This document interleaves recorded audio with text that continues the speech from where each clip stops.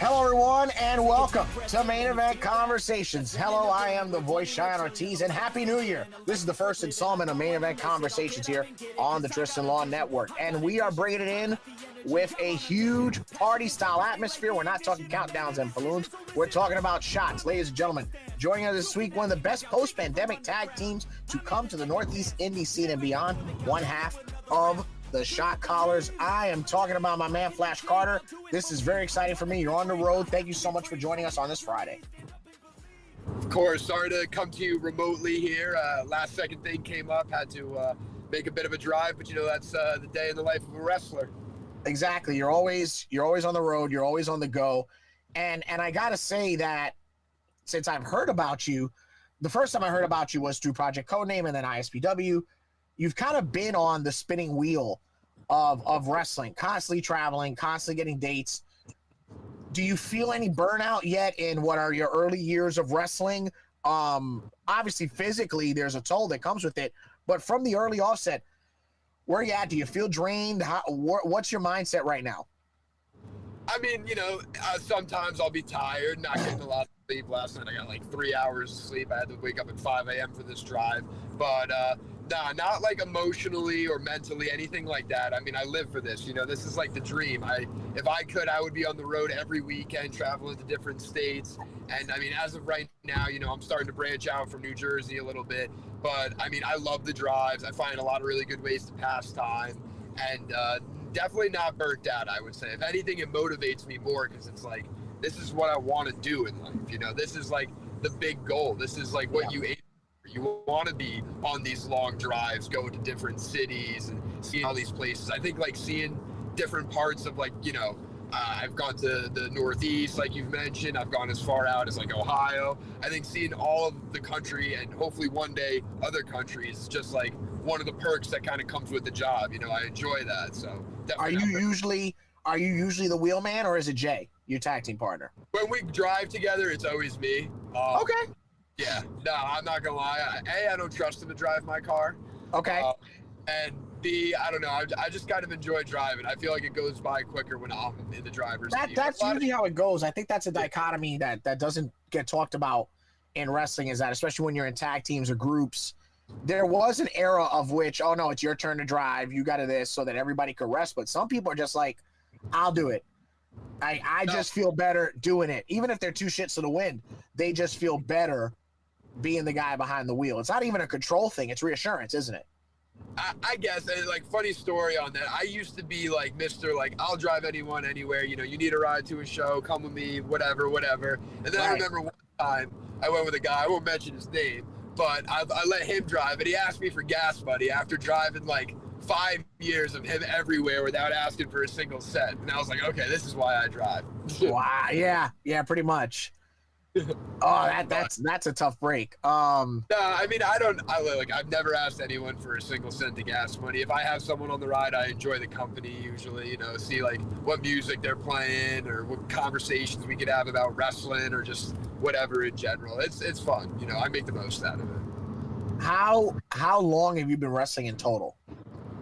So I started training at the end of 2019. I just had my 6-year, I guess, in-ring anniversary, you'll call it. My first match was in August of 2020, so coming up on 6 years on that later this year. Right, because I heard about you as an individual in 2021, and then I was like, oh, that's the same kid that whatever. So do you count 2020 at all for your year or no? Yeah, I will, because I had, I would say, at least like 20 to 30 matches in 2020. Okay. So, that's pretty good considering you started in August. Right. Yeah. And with the pandemic and everything, it wasn't easy to branch out and make the connections that you normally would see. Right. Sorry, by the way, my connection's all like all right good. now. We're just happy to have you here. Middle of nowhere, New York here. But yeah, no, I definitely would count that. But I would say as the years progress, I've taken wrestling more and more and more serious to the point now where it's like, it's something I live for. You know, this is what I want to do. It's like I take this to heart. I try to do everything in my capacity to make wrestling like the biggest part of my life. Now, we're talking 5 years roughly pro here. And by the way, in case you're just joining us, this is Main Event Conversations. This is the voice Sean Ortiz here on the Tristan Law Network. And then, of course, we're being joined by Flash Carter. But for those of us who are just tuning in, we're talking about roughly 5 years pro. And then to top it off, you are in medical school. Yes. Now, how are you juggling a legitimate career path plus pro wrestling and not getting hurt? That everybody's got to wonder that now that's on the table.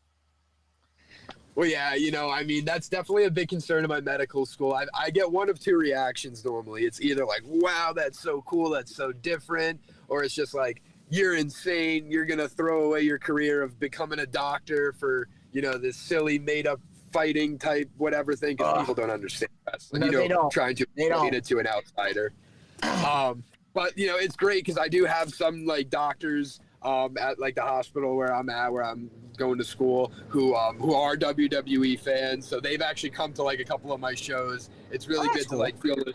Yeah, it's really nice to have some support because, like I said, it's, like, a lot of negativity around it. But it's a lot, man. You could ask anyone who's been in a locker room with me the last 2 years since I started medical school. I literally always have my laptop. It's right here next to me. And anytime I'm not doing something else, I'm studying. Like before we were on this conversation right here, the last 4 hours I was driving, I was listening to lectures on my laptop. It's like I got to make the most of my time because I never have enough of it. You know what I'm saying? Yeah. That's the thing. You have to.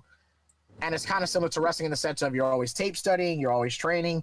You have to make the most of your time because you really don't have enough of it. Yeah, I can dig that. What kind of medicine are you pursuing? Well, I still have a little bit before I get to residency to decide, but right now my two big interests are cardiology and nephrology. Really? I actually did a very big fundraiser last year, and this is kind of how I tie my two worlds together. For the American Heart Association, because I wanted to get more involved in the cardiovascular world and everything. Sure. So I made a bunch of merchandise heart themed, and I donated 100% of the profits to the American Heart Association. We were able to raise almost $1,100. It was a really good ad for that. That's really cool, and that's pretty interesting because if you take a look at pro wrestling, and that's a study that involves like different kidney functions also, right? Oh, yes. Yes. Okay. Now, you say you look at pro wrestling, of course, Crowbar, who does physical therapy, right? Yes. So then you have Chris Nowinski, who's kind of the front runner for the CTE study and everything that we know about it now. So you're kind of rounding out wrestling in a medical sense to a degree, right? Because you're adding a new realm of practitioner. Maybe. We'll see. I mean, yeah, a lot of people in wrestling, I'm sure, not as much today, but back in the day you hear about guys on the juice, things like that, and those are very big for having effects on your heart, effects on things like the lipids in your body, your cholesterol. So I mean, that's very interesting to me. Another thing that I'm actually doing research on in medical school currently, which I know almost any wrestler can relate to, is energy drinks and their long-term effects. Really? Like your blood pressure, your heart rate. So and depending on the wrestler, that's like 90% of their diet. That's what I'm saying. I'll be as guilty as anyone else. I mean, look, there's some nights, I'll never forget, I pulled like a 2-week stretch back in November where I was sleeping from 5 a.m. to 8 a.m. So I was going like 3 hours of sleep and like 2 energy drinks a day just to make it all work. But, it's sometimes you got to do what you got to do. I know energy drinks probably aren't the best for you, and the research I'm doing would back that long term. But like you said, wrestlers, they live on that stuff. Now, okay, so we're talking a little bit about nutrition, and you mentioned the fact that, and it's true, this is definitely one of the cleanest eras of pro wrestling in terms of substances, supplements, and training. Do you feel as if, I mean, some will say this is low-hanging fruit and even a silly question, but do you feel as if because you're in medical, you have an edge with your nutrition and building yourself physically compared to the other boys? No, I wouldn't say that. I mean, I definitely because I mean, you don't have to be in medical school to like get all the secrets on like bulking up and this and that. If anything, I'd say I'm a little more of a disadvantage because I'll just be, I'll sit down to study sometimes. It's 5 o'clock. I look at the clock. Next thing you know, it's midnight and I haven't eaten in like 7 hours. Really? So yeah, I mean, I try to meal prep and do all that stuff. But I will say, getting to medical school has really like disciplined me in ways I didn't expect it to, including my diet. I've been eating much cleaner. I've been trying to bulk recently, which is not as easy as I thought it would be. People are like, oh, everything. And I'm like, I'm not hungry though. That's the thing. But I do like getting to the gym more than I used to now that I'm in school, because it's kind of like my hour away from the books and stuff, even though sometimes I'll cheat and I'll bring my laptop to the gym. Right. But yeah, no, it definitely has helped me, I would say, in that regimen of, you know, being better with dieting, being better with exercising. But I don't think it per se would give me a leg up on anyone, you know? Now you talked about the discipline that came with studying and going into medical school. Where did you train for pro wrestling school, and what disciplines did you get from that? So I started off at Chikara, or the Wrestling Factory was the school. Chikara was the promotion. Oh, yeah. And, yeah, sure. I was there for my first few years, up until they moved out into like middle of nowhere, Pennsylvania, because I lived in Philly for college. I went to Temple University. So they were like a half an hour away. They were originally out on Wingate Street, which is like the outer parts of Philly. Yeah. So trained there for a bit. I had a small injury when I came back. They moved out into middle of nowhere, Pennsylvania. So then I kind of bounced around for a bit. I was at CZW for a little. And then more recently, I've been doing the Pro Wrestling Star Academy, which is Johnny Cashmere's new place.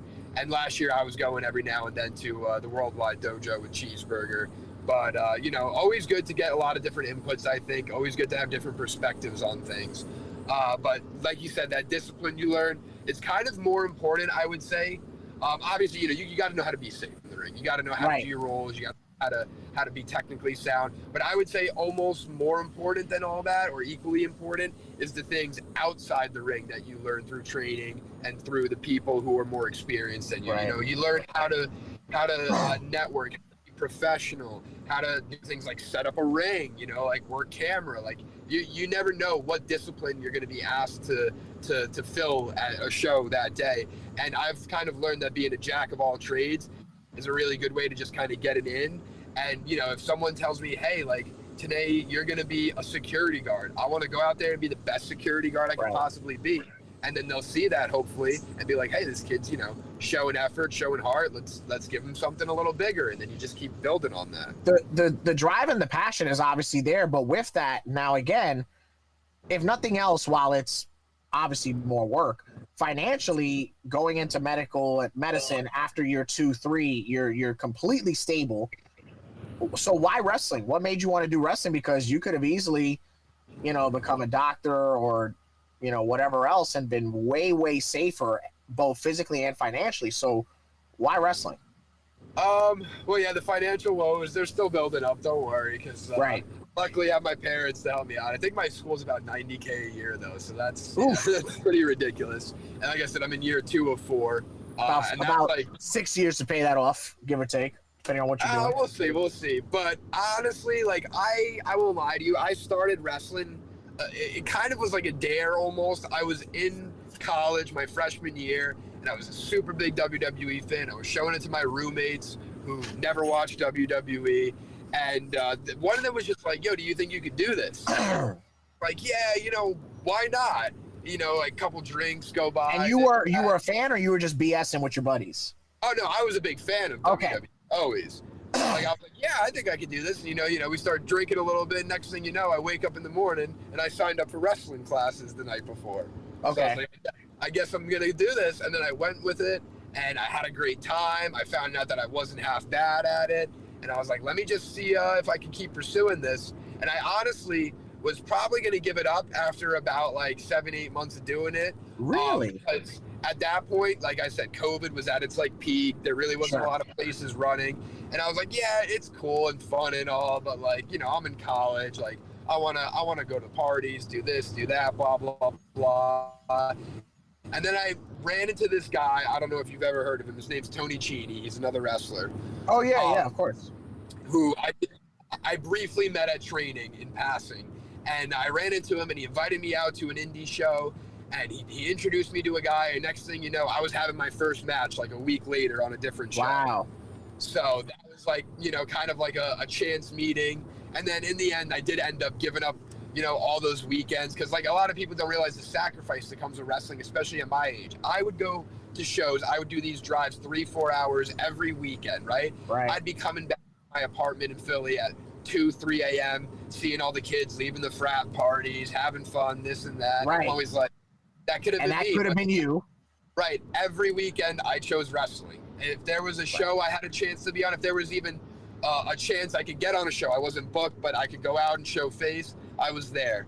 And it was, you know, it's a sacrifice, and people don't realize that. But it's they only see the end product. It's all the little things that go into it, the moments you miss, the parties you miss, you know, the things like that, the outings your friends have when it's a Friday and Saturday night, and every weekend you can't go out with them because you're out at some VFW and God knows where doing, you know, pro wrestling. Main Event Conversation, Sean Ortiz here with Flash Carter on this first Friday of the new year. 24 years old, second-year medical student and pro wrestling trainee and pro wrestler for 5 years. Were you always athletic, or did that come after the fact? Because people don't always cultivate their athleticism in their youth. Sometimes it comes while doing athleticism. I like to think I was athletic. Like, I played sports through high school. I wasn't like a college athlete or anything. But yeah, I mean, I was never really into like working out till I got into college, and then like more seriously when I got into high school. Oops, sorry about that. I was just making sure I wasn't going the wrong direction. Yeah, and then like more seriously again when I got into high school, but or into med school, I mean. But I would say, yeah, I always played basketball. I played soccer. I played baseball for a bit. So I was a decent athlete, but never felt like I was as natural at something as I've been at wrestling. Really? Okay. So did you feel as if similar to, well, you're still pursuing this in medicine, but did you feel upon pursuing wrestling, you'd found your vocation? You're like, oh, I belong here. Did you have that sense? Kind of. It's like, you know, you don't want to like get a big head or anything, but like when I was growing up, I was never like the star player on a team or anything. Okay. You know, like I wasn't bad, but like I was always just like, you know, kid who just liked playing sports for the fun of it. And I think when I got to wrestling, you know, people were really like encouraging me to stick with it from a very early stage. They were like, you should really like keep pursuing this. I think you have like a decent calling for it and this and that. Sorry about that. I was just putting on my defrost. And I really just kind of like, you know, obviously when you get complimented, it affects you in a different way. But I never tried to get a big ego about it. I tried to just kind of like internalize it and use it as like motivation that like, hey, this is something I could really excel at. Like, why not give it 110% and try my hardest to make the most out of this opportunity I've been given, basically. I get it. I like that. You're maximizing your minutes every and anywhere you go. Speaking of which, you've been maximizing your minutes at places like IWC, UWC. You're kind of, what I'm getting here is that you're getting the on-the-job training with getting more dates, getting more reps in, and now you're becoming more serious about your training and your spare time. What has it been like pursuing your singles career while also being at a really good level in the tag space with Jay? So, yeah, that's a great question. I think more or less I'm transitioning towards the tag scene for a number of reasons. Big one would be that basically we've just kind of like taken up both of our individual careers to higher levels since becoming a tag team. And I think like it might, you know, due in part to us being best friends in real life or us just having good in-ring chemistry together. Right. But either way, it's just, I feel like we've done so much more in the year and a half or two, close to 2 years now that we've been tagging in comparison to like my wrestling career as a whole. Like you said, like ISPW, that's one of the bigger promotions in New Jersey. We've been like their longest tag chance belts there again. Right. But don't get me wrong, I still love having a singles career. I love doing singles matches. Like you mentioned, UWC, that's my first and only ever world heavyweight title I've held. So to be like the guy, the top guy at a promotion, it's obviously a super cool feeling. And you don't want to, you know, give that up because tag career. But at the same time, I think right now the potential, and this is another thing too, with like characters and gimmicks, I think the characters and the psychology of our tag team, my solo character is in a way. And I feel like people see that, and that's why it has more of a potential to kind of break through.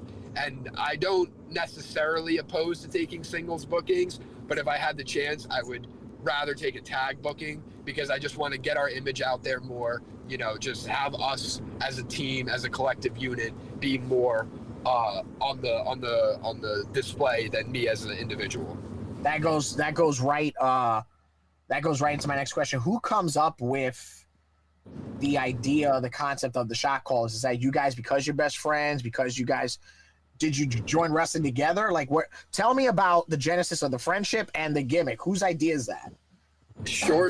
So and it's very on brand to the era, to your age, to a lot of people that will go to indie shows. So it's a smart call to be this party boy type of thing, at least on the name and surface.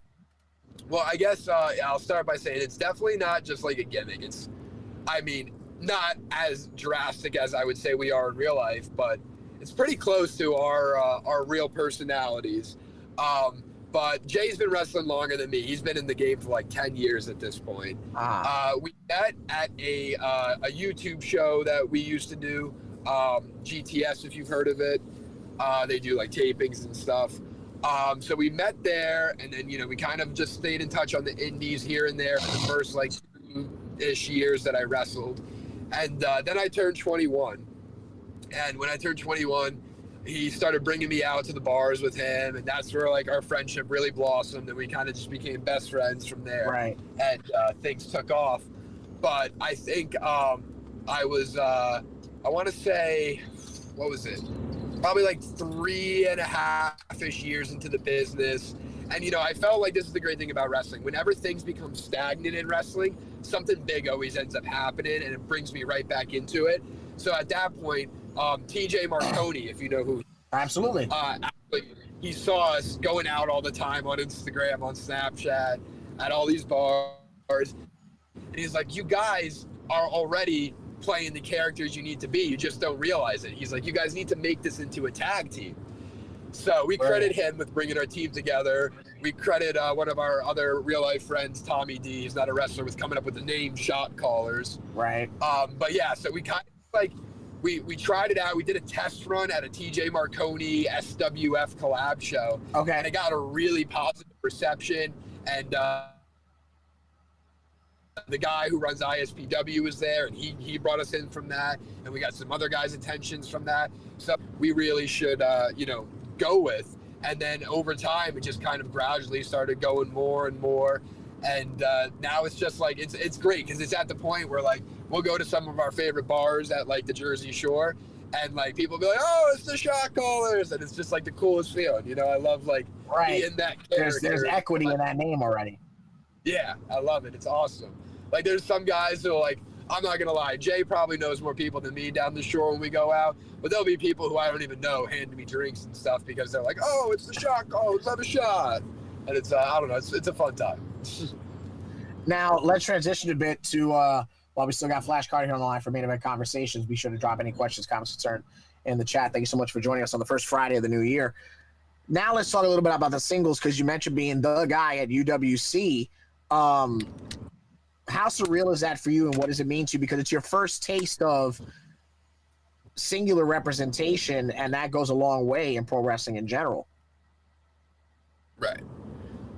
Yeah, so I've held a couple other mid-card belts at other promotions, but like you said, my first like real main heavyweight like guy belt. And at UWC, it really means a lot, because they are the ones who gave me my first ever live booking. So they were like the first ever time I was performing in front of a live crowd. Would you consider them your home fed? Yeah, probably. Okay, Right now, them and ISPW are my two main ones.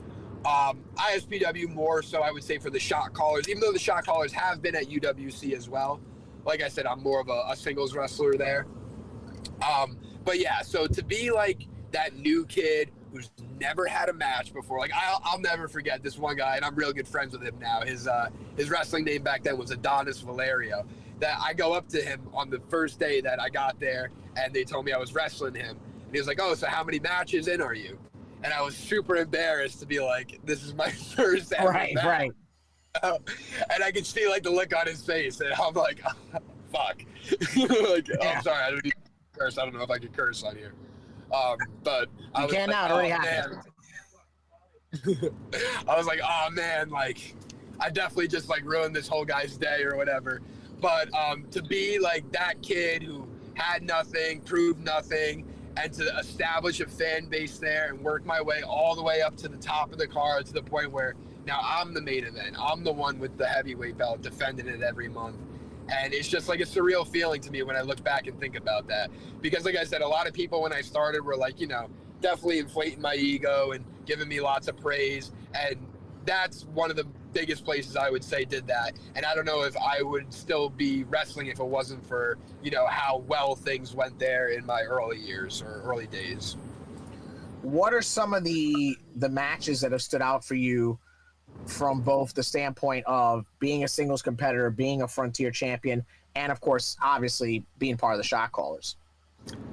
Yeah, so I mean, me and Jay have been having some real good matches recently with the Silk City Kings, Bulldog Pit and Kenny Dangle. Yeah, they are really, really good. Like, and I mean, breaking kayfabe here a little bit, but to work them is just like, it's so easy, and they get it. They know everything they're talking about.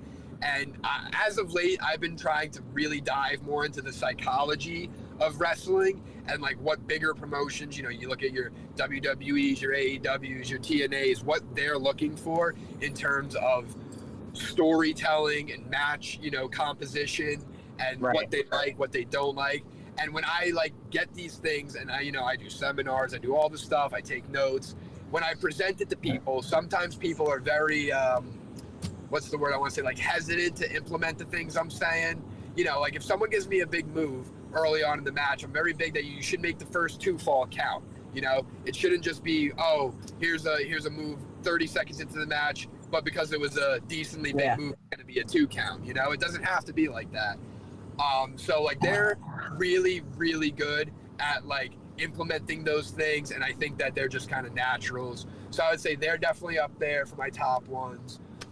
We've had a decent amount of good matches. We had a really good one with KTB and his partner Robbie Roller.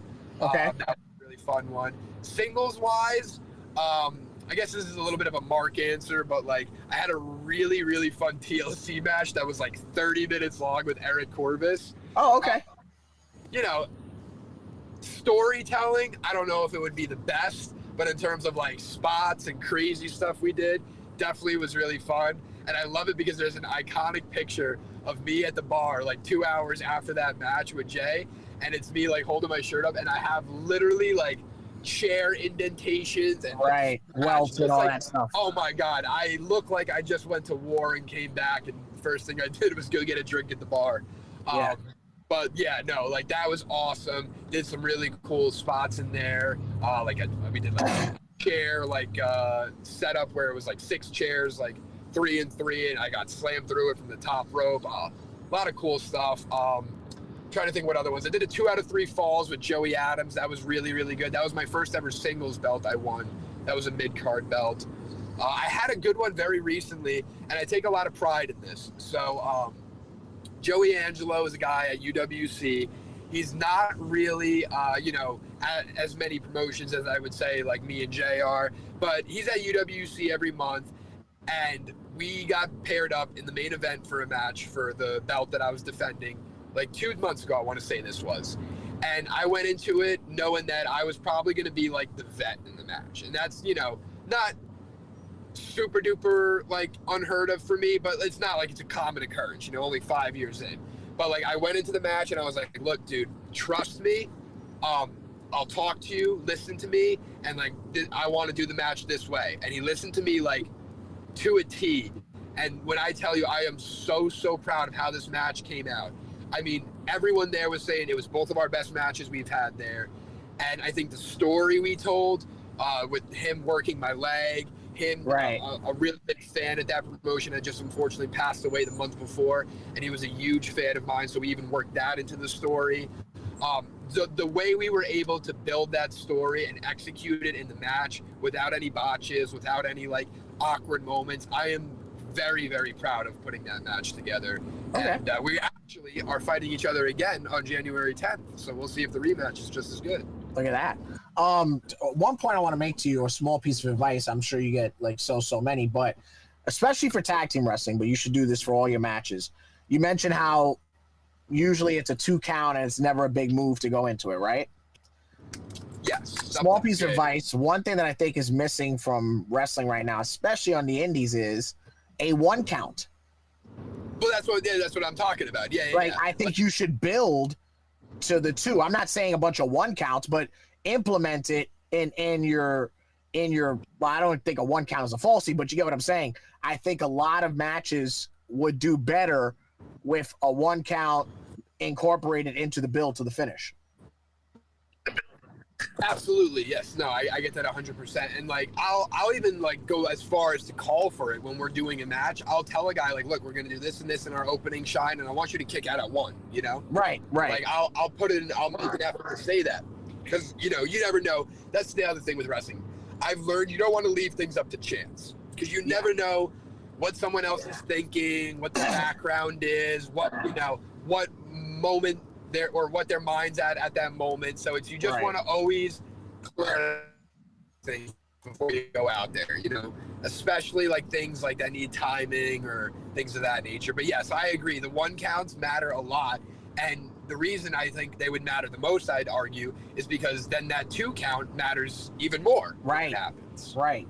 And you also want the succession of moves to go gradually with those counts as well. Right. Gradual selling is a huge thing I've been trying to work on lately. How do you think the shot callers as a gimmick will evolve over time? Because eventually you won't be 21, 22, 23, 24 forever. True. I think I do feel if we ever have a heel turn in our future, because I will say I've done heel things on like one-off shows and like cosplay shows that I've worked, which have been fun. But I think a heel turn could really change the dynamic of it from like, those happy party guys or whatever to more or less like those cocky, good-looking dudes that you just want to hate because they're always hitting on your girlfriend type thing or whatever. So I think there's dimensions to it. I think obviously any good wrestler has to evolve their character over time. Right. And I also think we can lean, this is what I've been arguing a little bit, not arguing, I should say, but just suggesting. I think we could lean more into the Jersey Shore thing specifically, because it is us. It is true to our identity. Right. But I at first was told Jersey Shore is too much of a specific character. But I feel like at this point with, the Jersey Shore show and like the Snooki and Mike the Situation, people know that stereotype. They know that. I think it would get over even on like a national scale. No, absolutely. I think if and when you do the heel turn, small piece of advice, I'm not saying change the name, but you go from the shot callers to telling other people we're in the VIP lounge. You're not. I like that. Because that's a different thing. Now VIP lounge for us, you can't hang. It's kind of like the BK lounge. You can't get in without coops. Before we wrap it up, before we wrap it up, a couple rapid fire questions. What state are you trying to wrestle in for 2026 that you haven't yet? Massachusetts. Okay. Low-hanging fruit, dream tag team opponent, realistic answer only. Realistic? So not WWE or yes, WWE? Not realistic. Realistic. Till you're on TV. It's going to happen, but until then. For right now, who's a real good team out there? I'm trying to think. What about the guy, the other Flash, the Miracle Generation? I'm sure you heard. Oh, yeah. That's a good pick, and I like them a lot out there. Remarkable. I like Miracle They've been Generation. doing a lot of great stuff I've been seeing. Yeah. Dream singles opponent, realistic answers only. Dream singles right now. Who's a guy I'd really like to talk to? See, I'm always so bad at answering these questions. I should have an answer ready for this. Off the top of my head, like nothing just shoots right to mind. Who's like big indie guy right now? I think Richard Holiday. Richard Holiday is really, really good. Okay, you know who my pick for you is? Who's that? Vinny Pacifico. Okay. I've crossed paths with him a couple times. Yeah. We've never been in a match together. But yeah, that would be cool. Speaking of, favorite energy drink? C4 Ultimate Fruit Punch flavor. Very quick. You can tell he's having 2 or 3 of those a day. Very quick. Yeah. By the case. One body part you want to train this year? My legs. Okay. Go to cardio movement. Probably just the treadmill. Exercise you hate the most. Hate the most. Okay. I mean, squat's first thing that comes to mind, but you could basically put anything on leg day in there. Okay. You want to train your legs, but you can't squat? What the hell are we talking about here? No, I do. I don't like it. Come on, Doc. You got to get with it. Squats are part of the rest of the business. I'm on a push-pull legs here. I'm trying, all right? I got you. And if nothing else for 2026, you want to have some sort of match on television, even if it's a squash match. Now, we know on January the 10th, you're in New Egypt. What else have you got going for January? Where can people go see you? January 9th, I'm in Delran, New Jersey. I think that's the ISPW. That's like South Jersey out in the Philly area. January 10th, New Egypt for UWC. I think I'm taking off the weekend after that for something. And then the January 24th, I am, where am I? Oh, Mount Holly Pro Wrestling Unplugged. We are fighting the Silk City Kings again. They took our belts from us, and I don't say win, I say took, because they stole them. Bastards. They cheated us. On the social medias, where can the people find you? I'm Flash_Carter on most things, except Twitter, where you have put another underscore after the Carter. Flash Carter on YouTube, Flash Carter on Facebook. Pretty easy. Just Google me. It'll pop up. And I think my link tree is up there, too, and it's got all my stuff on there. Just Google him. It'll pop up, and maybe someday he'll fix up your valves in your heart, or he'll fix some ligaments in your knee, or maybe he'll just break your legs in the ring. Flash Carter, this is a pleasure because we met briefly last year for about 30 seconds at that NWA show, and here we are now getting to rubberneck with each other. This has been a real thrill. Sky's the limit for you. I see so much potential and dedication to you. Like many of the guests that I have on these programs, I am absolutely rooting for you. So keep being you in a world of them. Stay in touch, and thank you so much for joining us, and have a safe drive wherever you're headed. Pleasure's all mine. Thank you so much for having me.